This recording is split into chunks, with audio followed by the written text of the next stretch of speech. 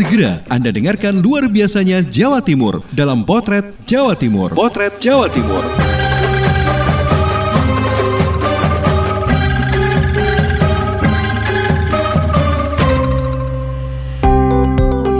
Halo sahabat, Jawa Timur memang luar biasa. Mulai dari tempat wisata, kuliner, event budaya, UMKM, dan masih banyak lagi yang luar biasa dari Jawa Timur. Nah, setiap Sabtu dan Minggu, luar biasanya Jawa Timur akan hadir setiap jam 8 pagi dan 4 sore di program Potret Jawa Timur. Kabupaten Blitar memang terkenal punya banyak wisata bernuansa alam. Kalau biasanya tentang pantai dan pegunungan, kali ini ada satu tempat wisata yang bernuansa hutan jati. Namanya Wisata Kaloyo. Cocok digunakan sebagai tempat melepas penat bersama dengan keluarga. Untuk edisi minggu ini, yang pertama kita dengarkan dulu Ninda Alivia, Persada Blitar.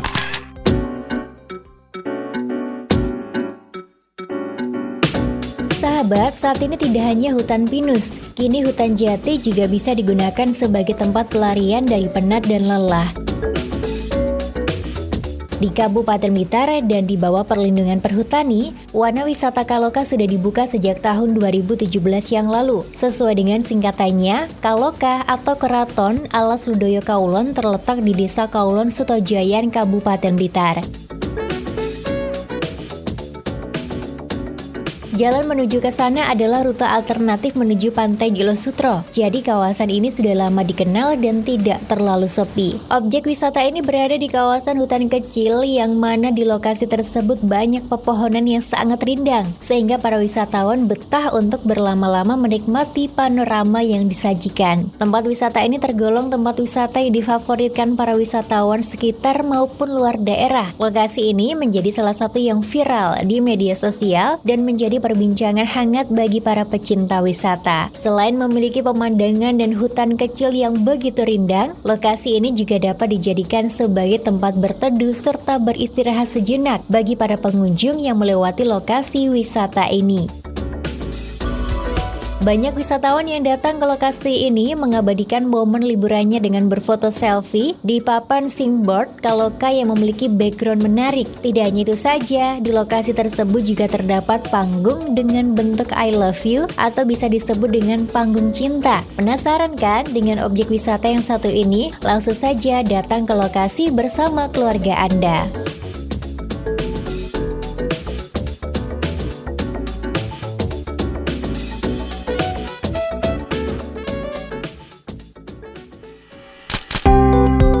Selanjutnya kita ke Kota Blitar yang terkenal dengan beragam kulinernya. Nah, ada satu menu favorit sarapan warga Kota Blitar yang patut untuk dicoba saat singgah ke Kota Patria. Sompil namanya. Salah satu kuliner tradisional yang sudah ada sejak puluhan tahun lamanya. Dilengkapi dengan bumbu urap, bumbu kedelai, santan, serta masih banyak campuran lainnya. Nah, daripada semakin kebayang-bayang, kita dengarkan dulu cerita dari Ica Puspita, Mahardika, Kota Blitar.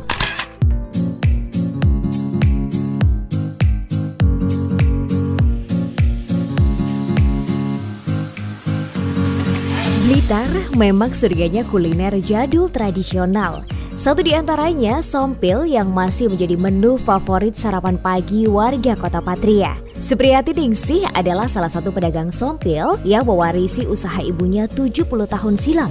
Dengan lapak sederhana di Jalan Cemara Kota Blitar, sompil dagangannya selalu habis terjual hanya dalam waktu 1,5 jam saja. Padahal untuk memasak sompil sendiri membutuhkan waktu hampir 24 jam.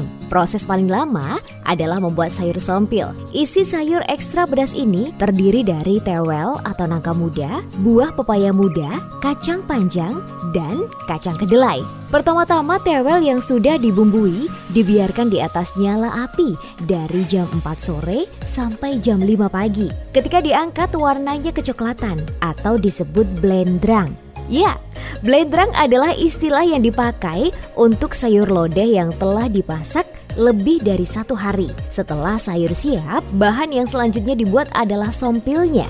Berupa beras ditanak namun diberi larutan air kapur. Setelah setengah matang, dibungkus daun sambil dipadatkan. Baru kemudian dikukus selama 4 jam.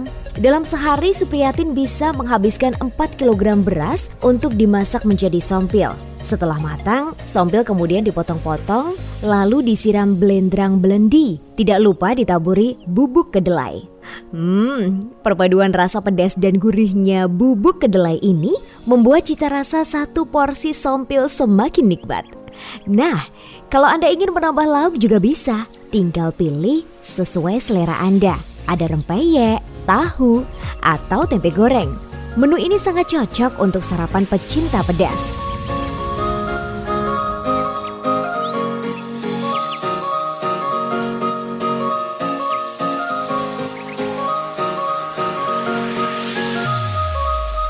Untuk Anda yang penasaran nikmatnya sompil khas Kota Blitar, monggo langsung saja datang bersama keluarga. Harganya dijamin bersahabat. Hanya Rp4.000 satu porsinya. Tapi untuk Anda yang ingin sarapan sompil milik Bu Supriyatin, harus datang pagi-pagi ya. Karena biasanya dagangannya udah ludes jam 7:30 waktu Indonesia Barat. Sehabis sarapan, Anda bisa melanjutkan agenda jalan-jalan bersama keluarga ke destinasi wisata Kota Blitar yang satu arah dengan lapak milik Bu Supriyatin, yaitu Agrowisata Blimbing Karangsari. Saya Ica Puspita, Mahardika FM. Masih bicara soal kuliner, tapi kita ke Sidoarjo. Ada banyak sekali tradisi istimewa yang dilaksanakan seluruh umat muslim di bulan Suro. Salah satunya di Sidoarjo dengan tradisi bubur suro. Biasanya, bubur suro ini akan dibawa ke musola atau dibagikan ke tetangga setelah didoakan. Diding Yunarto, Suara Sidoarjo yang punya cerita. Tahun Baru Islam atau 1 Muharram bagi warga Jawa punya arti dan makna yang istimewa. Apalagi ketika masuk di 10 Muharram. Warga Jawa biasa menyebutnya dengan Suro yang berasal dari kata Asyura. Warga Muslim Jawa juga menganggap bulan Suro sebagai bulan duka umat Muslim. Ini seperti dikatakan oleh Kiai Haji Ahmad Muwafiq atau Gus Muwafiq. Wong Jawa niku nek ulan Suro mboten mantu. Wong Jawa niku nek ulan Suro ora digawe. Sayyidina Husain niku dibantai tanggal 10 Asyura teng Karbala mriko. Dipateni kabeh putune Nabi tanggal 10 Asyura. Mula 10 Asyura bulan duka seluruh kaum muslimin sedunia. Lah karo wong Jawa ulan Asyura jikuk buntute tok ulan Suro. Iki bulan duka. Salah satu tradisi yang khas yang ada di bulan Suro adalah penyajian bubur Suro. Penyajian bubur atau ada yang menyebutnya dengan jenang sudah ada sejak lama. Yang membedakan antar daerah hanya warna dan kapan dibuatnya. Ada yang pas di 1 Muharram, ada juga yang di 10 Muharram. Seperti Elis Kurniawati, ibu rumah tangga warga Tulangan Sidoarjo. Setiap tahun baru Islam, dia selalu membuat bubur Suro. Jenangnya itu dari beras. Proses pembuatannya sekitar 1 jam. Beras dikasih santan kelapa. Pokoknya diaduk-aduk sampai seperti bubur itu. Terus dikasih pelengkapnya macam-macam tergantung selera ya. Biasanya kalau jenang Suro itu ada ikan teri, ada kacang. Kalau mau dikasih udang ya boleh, kasih nugget juga boleh. Sama ada sayur santannya, biasanya sayurnya itu tahu atau tempe. Biasanya itu kasih telur irisan, telur goreng. Biasanya seperti itu. Kasih kerupuk warna-warni itu biasanya. Ciri khasnya jenang Suro. Iya, memang tradisi kalau orang di sini kalau bulan Suro memang semuanya buat bubur Suro seperti itu. Bubur Suro ini kemudian dibawa ke musola atau dibagikan ke tetangga.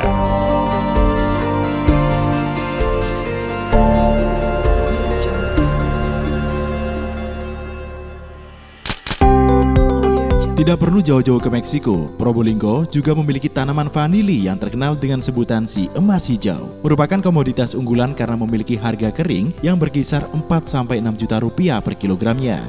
Selain itu, tanaman ini juga menghasilkan bubuk vanili yang biasanya dijadikan pengharum makanan. Lina Pradipta, Suara Kota, Probolinggo.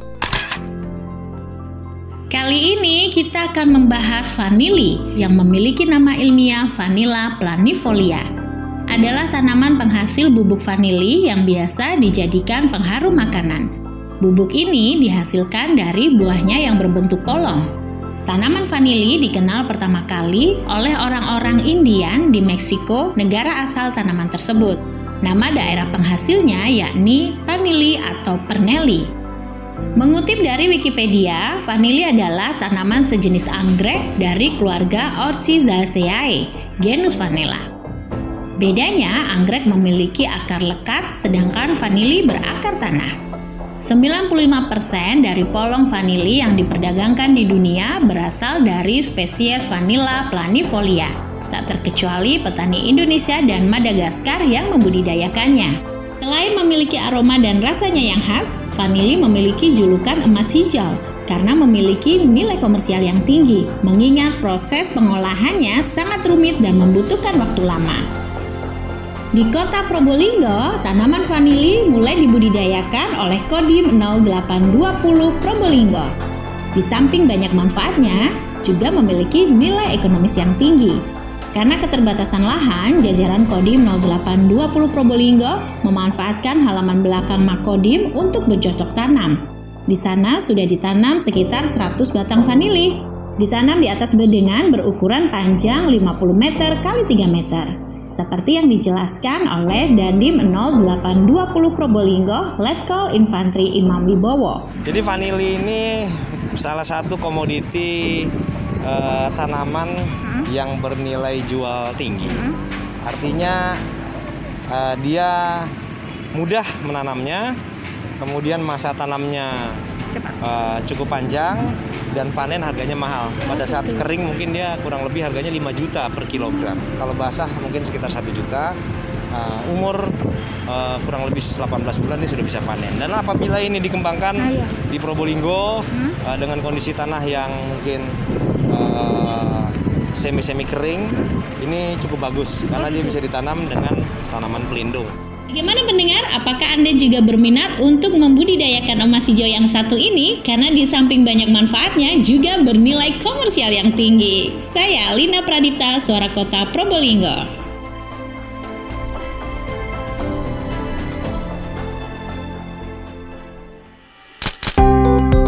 Meskipun terkenal sebagai kawasan industri, Kabupaten Gresik juga punya satu tempat wisata air yang sangat hits. Sempat viral saat pertama kali dibuka karena keunikannya. Ya, wisata Sendang Biru namanya. Dengan pemandangan airnya yang berwarna biru jernih ini, dijamin Anda akan betah untuk selalu berkunjung jika mampir ke Kabupaten Gresik. Maruzari Iskandar, Suara Gresik yang bercerita.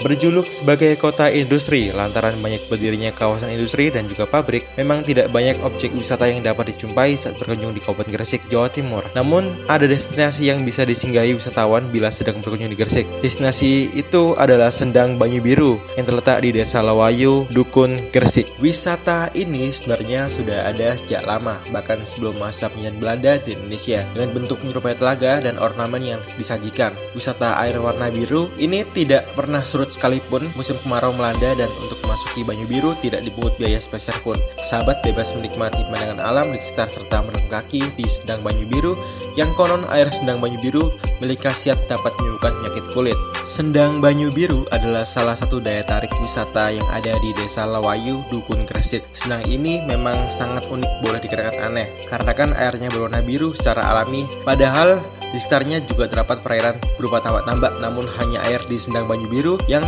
warnanya biru. Banyu Biru merupakan sendang alam yang sampai saat ini belum ada riset ilmiah yang bisa menjelaskan asal warna biru di air Sendang Banyu Biru. Saat ini, Sendang Banyu Biru sedang dalam perencanaan pengembangan oleh Pemkot Gresik dengan harapan jumlah kunjungan wisata ke objek ini akan bertambah sehingga kesejahteraan masyarakat setempat dapat meningkat. Nah, jika mampir di Kabupaten Gresik, jangan lupa untuk mampir di Sendang Banyu Biru ya sahabat. Saya Ruzer mengabarkan dari Suara Gresik untuk Potret Jawa Timur.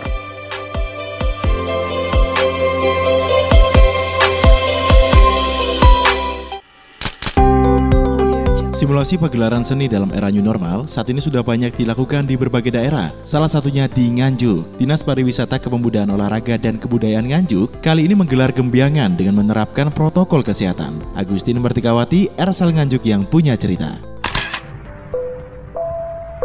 Dinas Pariwisata, Kepemudaan, Olahraga dan Kebudayaan atau Disparporabud Nganjuk menggelar simulasi seni pertunjukan dengan menerapkan protokol kesehatan. Ada berbagai acara seni yang digelar dalam simulasi, mulai pagelaran wayang timplong, jaranan pogokan seni musik, hingga gembiangan waranggono. Dalam simulasi pertunjukan tersebut, Disparporabud menerapkan protokol kesehatan yang ketat, yakni semua pihak yang terlibat harus mengenakan masker, mencuci tangan, dan dicek suhu tubuhnya sebelum memasuki lokasi pagelaran. Bahkan, seluruh peralatan kesenian yang akan digunakan juga harus disemprot disinfektan terlebih dahulu. Tujuannya agar selama seni pertunjukan berlangsung semua pihak yang terlibat merasa aman dan ikut berperan menjaga kesehatan. Kepala Disparporabud Nganjuk Fajar Yono mengatakan, untuk serangkaian kegiatan simulasi seni pertunjukan dengan protokol kesehatan telah berlangsung beberapa kali sebelumnya. Mulai wayang timplong yang berlangsung saat bersih desa di Dusun Winong, Kelurahan Pelosok, Kota Nganjuk, kemudian seni musik dan jaranan di musim Anjuk Ladang, jaranan pogokan di Taman Rekreasi Anjuk Ladang, juga acara gembiangan waranggono yang berlangsung di Punden Mbah Ageng Dusun Ngelajek Desa Sambirjo Tanjung Anom. Acara rutin yang dilaksanakan setiap Jumat Pahing bulan besar dalam penanggalan Jawa, dan acara berlangsung sederhana berbeda dengan tahun sebelumnya, dan di tempat tersebut juga berlangsung upacara pengesahan waranggono atau kledek. Cipratan air bunga kantil dari sumur tua Punden Mbah Ageng oleh pemuka adat setempat menjadi tanda waranggono telah resmi dikukuhkan dan diperbolehkan menerima job. Dengan simulasi di berbagai pagelaran, Fajar berharap seni budaya di Kota Nganjuk tetap lestari meski di tengah pandemi COVID-19.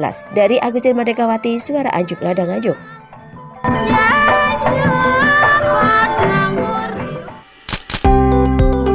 Masih bernuansa cinta kepada tanah air, di Ngawi ada seorang pembuat batik yang karyanya terkenal sampai negeri Paman Sam. Berbagai penghargaan juga pernah diraih. Tidak hanya itu, banyak artis tanah air yang juga jatuh cinta dengan karyanya. Renata Surya, seorang Ngawi, kali ini akan bercerita tentang kisah Dian Urip dengan kain Nusantaranya.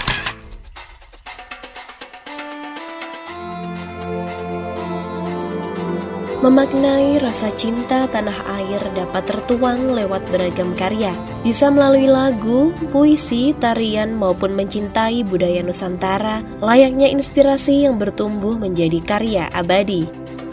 12 tahun berkarya, Dian Era Kumalasari, perempuan asli Kabupaten Ngawi, dengan labelnya Dian Urip Batik, telah dikenal hingga ke negeri Paman Sam. Batik yang kerap dianggap kuno disulap menjadi tren fashion yang mendunia. Sejak awal dia telah bertekad untuk mengenalkan kain khas Nusantara atau biasa ia sebut dengan wastra Nusantara kepada dunia. Dian selalu memadukan 3 jenis batik khas Nusantara di setiap produknya dengan ribuan motif yang tersebar. Saat ini batik yang diproduksi Dian Urip Batik ini bahkan lebih dikenal di luar negeri ketimbang di Indonesia, hingga pernah mendapat penghargaan Alfamidi Womanpreneur Awards 2016. Saat ini, Dian Urip Batik telah dikenal di hampir 13 negara di Eropa, Amerika Serikat, Afrika, dan Asia. Pada tahun 2017, Dian pernah menggelar show di Amerika Serikat dan Madagaskar. Ada sekitar 70 penenun dari seluruh Indonesia yang dirangkul Dian Urip. Seiring perkembangan teknologi, tenun mulai dikenal publik. Ia mengingatkan proses membuat tenun tak kalah lama dibandingkan dengan kain batik. Menurut Dian, penenun harus berperilaku baik, bersembahyang dengan baik, menggunakan warna yang tidak merusak alam. Selendang yang ia kenakan misalnya butuh waktu 4 bulan untuk membuatnya. Warna hitam dari lumpur, birunya dari rumput, merah dari mengkudu, dan putihnya dari kemiri. Sejumlah selebriti yang pernah mengenakan rancangannya antara lain Dian Sastrowardoyo, Najwa Shihab, serta baju pernikahan Dimas Anggara dan Nadine Chandrawinata. Dian Urip Batik hanya memproduksi sekitar 300 hingga 400 pieces setiap bulannya. Outlet Dian Urip telah ada di Rotterdam, Belanda, dan Florida, Amerika Serikat. Pada tahun 2019, Dian Urip diajak Komunitas Perempuan Pelestari Budaya Indonesia atau PPBI meluncurkan gerakan cinta mengenakan kain tradisional. Sahabat, berikut ungkapan Dian Urip dalam memaknai kemerdekaan Indonesia. Kemerdekaan versi Dian Urip adalah menjadi diri sendiri. Kemerdekaan bagi saya adalah pulang ke Ngawi, menghasilkan karya-karya indah dari desa. Saya memberanikan diri pulang ke Ngawi dan saya merasakan kebahagiaan. Disitulah meneruskan perjuangan kemerdekaan itu lebih sulit, dan pasti tulang punggungnya adalah anak-anak muda sekarang gimana membawa bangsa ini. Nah, kalau dari awal tidak ditanamkan nasionalisme, rasa cinta kepada tanah air, nanti bisa bahaya. Salah satunya Urip Indonesia melakukan kecintaannya terhadap kain wastra dan memperkenalkan kepada anak-anak muda tetap melestarikan budaya. Dirgahayu Indonesiaku, jayalah selalu, Ngawi untuk Indonesia maju. Saya Renata Surya, Suara Ngawi.